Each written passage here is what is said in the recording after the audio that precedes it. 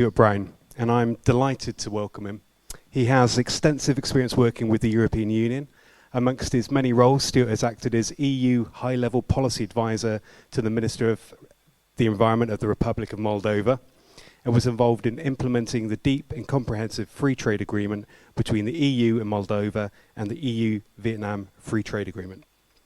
He's going to talk to you about free trade agreements, their negotiation and implementation, and where we are as a country compared to the promises being made by many politicians out there. So I'm delighted to welcome Stuart Brown. Thank you very much, Chris. I just briefly, leading on from what Stuart Palman has just said, I'm one of the people who will be affected because I do the work I do. I'm eligible for the work I do only because I am a citizen of an EU member state. The moment this country ceases to be an EU member state, my business collapses. End of. Therefore, I'm in the process of moving it to Estonia, and what that will mean is that the Estonian government will get the benefit of my corporation tax and not the UK government. Yay.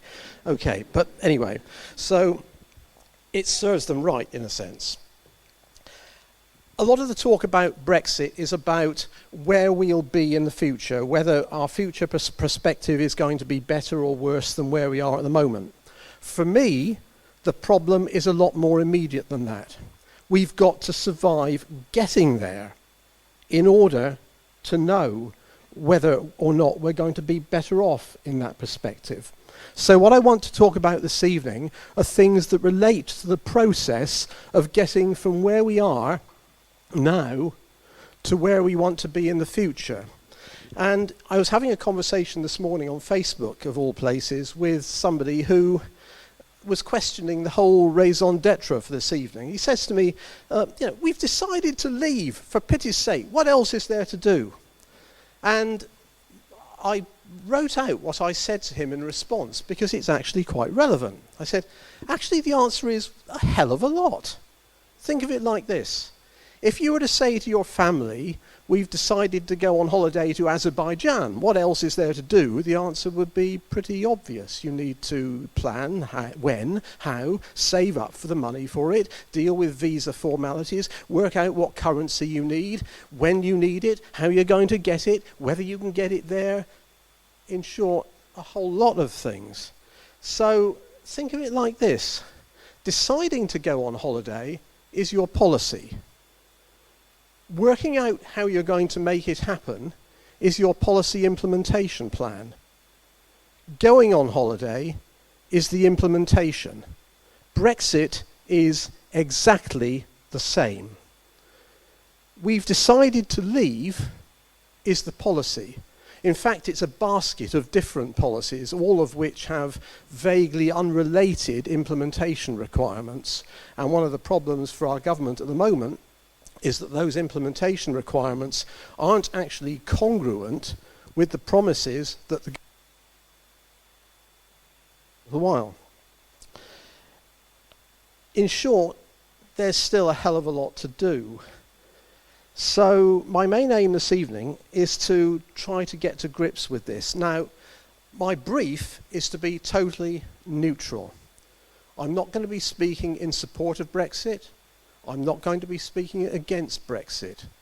What I'm going to do is to provide to you a series of objectively verifiable facts from my own experience so that nobody can question them. I'm not going to offer opinions. I'm not going to try to make projections or anything like that. I'm simply going to give you facts and experiences. The predictions and opinions I leave to you. As Chris was saying earlier, I've been dealing with EU policy since the early 1990s. I've been a freelance consultant since 1999, so nobody can accuse me of being in the pocket of the European Union. The free trade agreement you know about, but I've worked also with trade experts from Spain, Italy, Germany, Switzerland and the USA, and all of these people have experience also of WTO frameworks. So when we come on to the question and answer session later, if you want to ask me anything about WTO setups and so forth, please by all means feel free to do so. I'm going to concentrate on things relating to trade. But bear in mind, keep at the back of your mind, that Brexit also has a human rights dimension to it. Not just for other EU citizens, but for absolutely everybody who holds a British passport. A lot of Brexit supporters seem to forget that, unfortunately. Now, as I say, let's run through a few basic essentials. Some of this will be blindingly obvious, but it helps you to understand the significance of the experiences that I want to share. A policy is basically what we want to happen. The implementation plan, as I suggested earlier, is how we're going to make it happen, starting from where we are now. What to do, when and in what sequence, with what resources, money, people, how to limit damage if and when things go wrong. And that comes down to this thing that we call implementation risk, because any policy involves assumptions, and each assumption that you make involves a risk. The risk arises from the possibility that your assumption may be wrong. You need to know what the risks are, how likely they are, and how much damage they're likely to cause if they materialize, because otherwise you're not in control of the implementation of your policy. Optimism has no place in this exercise. I'm sorry, optimism is out for a policy implementation planner. Pessimism is out as well. You just have to be ruthlessly objective. It's basically applied common sense. You know, there's nothing mysterious about policy implementation planning, as long as you remember two key things. If you can't do what you need to do by the time you need to do it, with the people who are available and not working on something else, then you're in trouble. Assume nothing, particularly when it involves a lot of things that you can't control.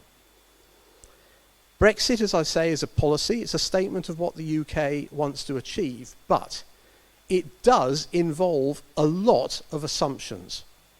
And many of those assumptions involve a significant number of things that we can't control. Therefore, Brexit involves a very significant implementation risk. And that statement is not dependent on whether one is for or against Brexit. It is a fact of project management life. To make a success of Brexit, the UK needs an implementation plan that has clearly defined and specific objectives, starts from where we actually are, rather than where we think in some idealized conception that we are, respects applicable realities and constraints, and most importantly, is able to sustain foreign trade by the time we cease to benefit from the various EU's internal and external trade agreements to which we are presently party by virtue of being a member state of the Union. More about that later. Brexit also needs to be coherent. Now, just to get round the terminology here, any policy is said to be coherent if it can be implemented before any time-critical deadlines, with the resources that are actually available at the time you need them to be available, and without compromising other areas of policy.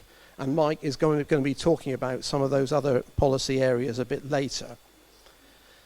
As I say, no place for optimism, because if you promise something that requires more resources than you've got, it isn't going to happen. Confidence, brio, zap, and dynamism, good grief, they don't do any actual work. People do. So if you aim to deliver what you promise, it's no good talking about confidence, brio, zap, and dynamism. You need to be ruthlessly realistic about what you can or can't do. And that doesn't depend solely upon you.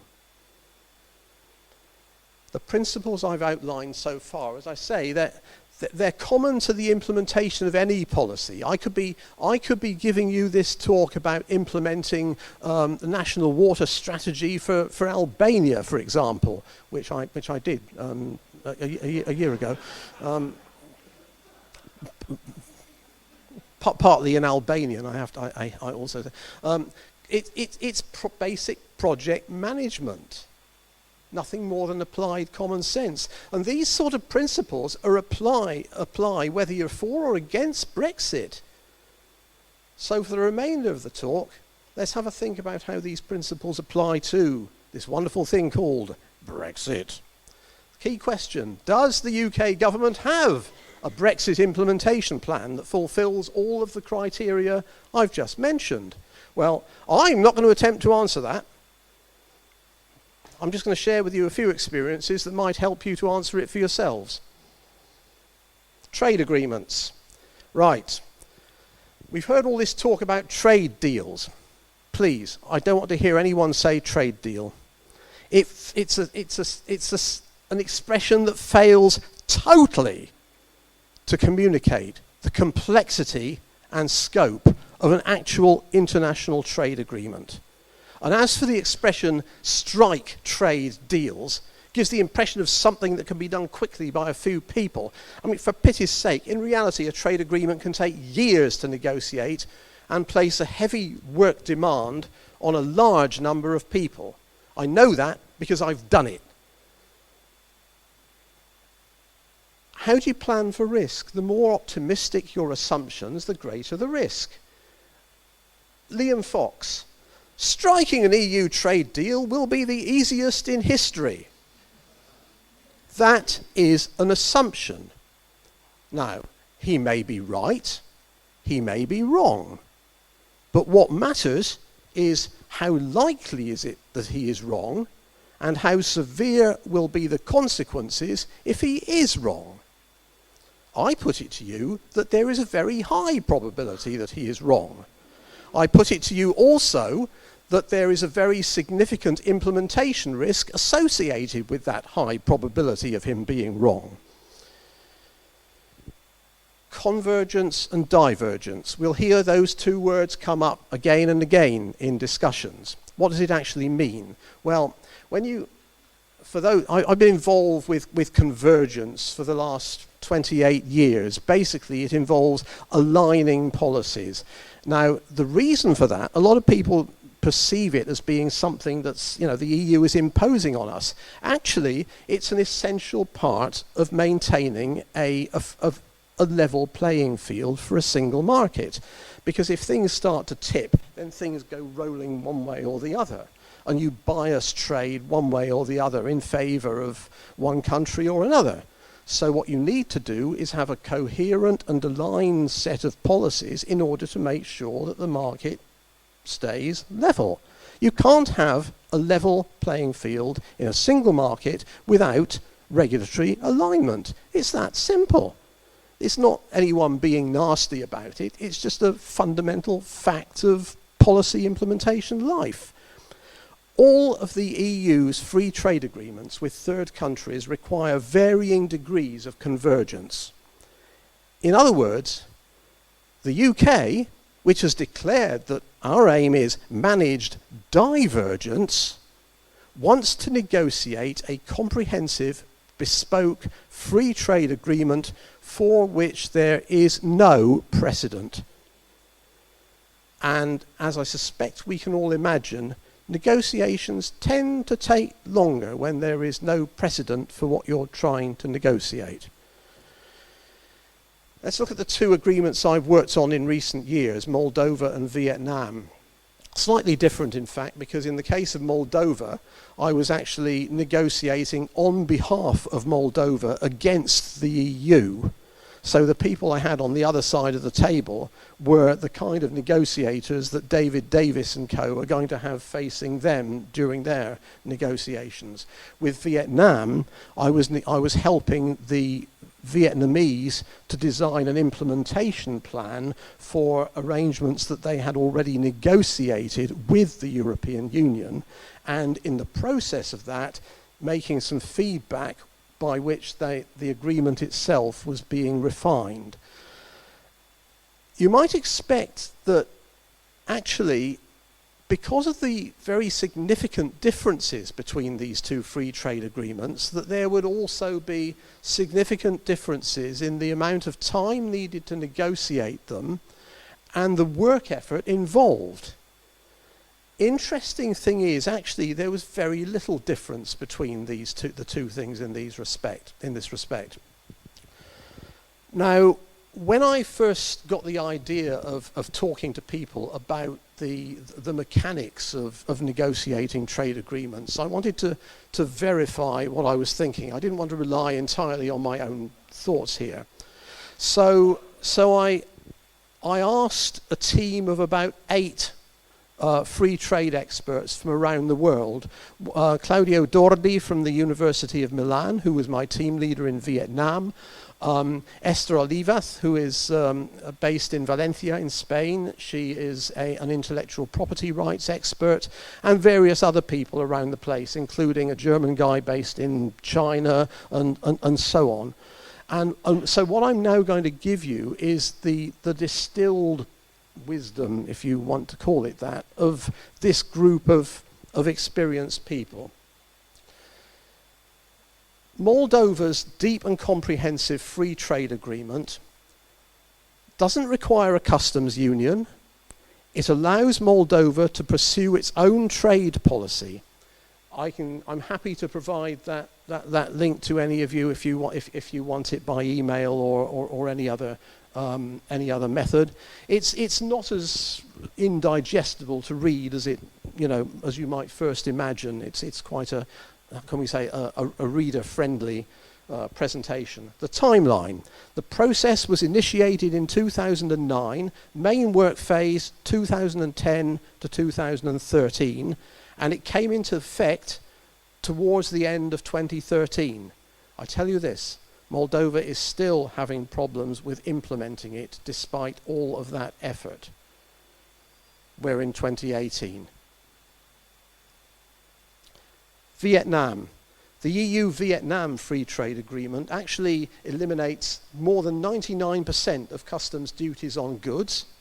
It includes a range of services, and further reading there, although I have to say that is mainly oriented to a Vietnamese audience. It is in English, but rather idiosyncratic English, unfortunately. Timeline, negotiations started in 2012, content agreed in 2015, but the ratification was actually delayed until 2017 by the European Court of Justice. Facts. Moldova, 4 years start to finish. Vietnam, 5 years start to finish. Canada, 8 years start to finish. All of those involved convergence. We want divergence. Do the math, as they say. What I'd now like to do is describe any policy implementation process risk assessment, basically, and leave you to judge how this applies to Brexit. These are perfectly reasonable questions to ask. They would apply equally to trying to build a house, for example. Brexit's basically applied common sense. There's nothing magic about it. Bear in mind that the UK wants divergence rather than convergence.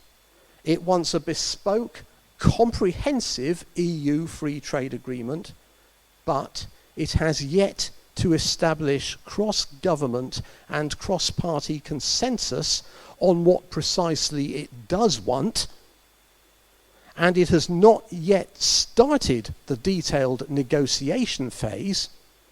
We're actually about 90% of the way through negotiating the heads of agreement. And bear in mind also the timelines for the agreements to which I've just referred. How realistic is it to bank on ratifying such an agreement by the 29th of March 2019, 31st of December 2021, 31st of December 2023? You get the message. I'm saying nothing. In each case, think about listing all of the risks involved, and if each risk were to become a reality, what would be the impacts How significant would each be, and how might the UK mitigate it? You've got a big company that's operating with supply lines all over the place. It imports spare parts from who knows where, whatever, and so on. And you suddenly have to reschedule all of that. Companies are having to do that now. They're doing it now. They're in the process of doing it. We've lost that battle already because they can't afford to wait for the government to get its act together. The other thing is this. The EU has already got the jump on us in Japan, Australia, and New Zealand. Last year, the government signed, the EU signed a free trade agreement with Japan. One of the consequences of which is that we will not get any better conditions out of Japan than we would have got had we stayed in the EU. Last week, I think it was, or it may have been the week before, I forget which, the EU started negotiations with Australia for a free trade agreement. Australia's not going to want to prejudice its negotiations with the EU by getting involved with us. And once they have that agreement in place, that agreement, again, will effectively eliminate the possibility of us getting better terms from Australia than we would have done anyway. All of these, I can tell you all of these things with absolute certainty because I've seen them written into the various trade agreements that I've been working on. As of today, the EU started negotiations with New Zealand. So New Zealand is going to be in exactly the same situation. And we can do nothing about it until the end of next March at the absolute earliest. The EU already has the jump on us by several months. And I suspect that they will continue to initiate more procedures of this nature, effectively closing the net around us. How much work is involved in all of these things? I like to use the shed analogy. 2 men can build a shed in 1 day. You give them 2 days in which to build 100 sheds, you need 100 men. With 100 men you succeed, with 99 you fail. Fine details matter. Somebody says to me, okay, well it means you're only a bit over time. Hang on, depends on the conditions of the contract under which you're building the sheds. If there's a really great financial penalty for not building the sheds, then 1 man matters. Work, people and constraints. The EU presently has more than 100 trade agreements with third countries. And as a member state, the UK is able to trade because of those agreements. If you look at a bottle of mineral water, it says here pure British, but it says aqua pura. So let's assume that it was something imported from Italy. You're not going to get that. That will disappear from the supermarket shelves as soon as stocks run out, because the only reason we get that is because of the agreement with the EU. Let's assume that it was a bottle of Chilean wine, and I speak as somebody who is 12.5% Chilean, and therefore I have a certain vested interest in Chilean wine, you understand. I very much like my bottle of, I don't know, Castillo del Diablo, for example. That's not going to be available because we get that by virtue of the EU's trade agreement with Chile. And we're not going to be able to put anything in place to replace that, at least until after we've left the EU. So when people say to me, oh, you're scaremongering, I say to them, I'm just stating to you the logical consequences of the legal provisions that apply. If you want to infer from that you should be frightened, be my guest. I would be more than happy for people to be frightened. So in order to be able to maintain continuity of foreign trade, we need to negotiate and ratify agreements able to replace those in a sufficiently short space of time to prevent our economy from collapsing. What is involved? The amount of work effort needed depends upon the scope of an agreement. Typically, in my experience, you're talking about 2 experts per trade sector. And a typical EU free trade agreement contains 20 or more chapters, each dealing with at least one sector. And as I said earlier, while I was working on the EVFTA, I asked my colleagues what they considered to be the typical human resource effort required for an EU FTA. The consensus view was between 8 person years for something like the EVFTA and 15 plus person years for something like Canada's trade agreement. The final reckoning is basically that the UK is going to need to find and assign enough trade negotiators to handle, let's be generous, let's say 2 to 3 person years effort for each of 100 agreements. 300 person years of expertise. Liam Fox's department and David Davis's department combined do not have even 10% of that expertise at present. That, I suggest, is likely to be a problem. Everything I've said, all of the concepts and the planning processes are familiar to any project manager, and I know there are various project managers here this evening. They're principles that are put into practice every day by numerous organisations throughout this country. So there's no excuse for assuming that they would not apply to Brexit. The starting point in every case is a sufficiently well-defined objective. Do we have that? No. Thank you for your attention.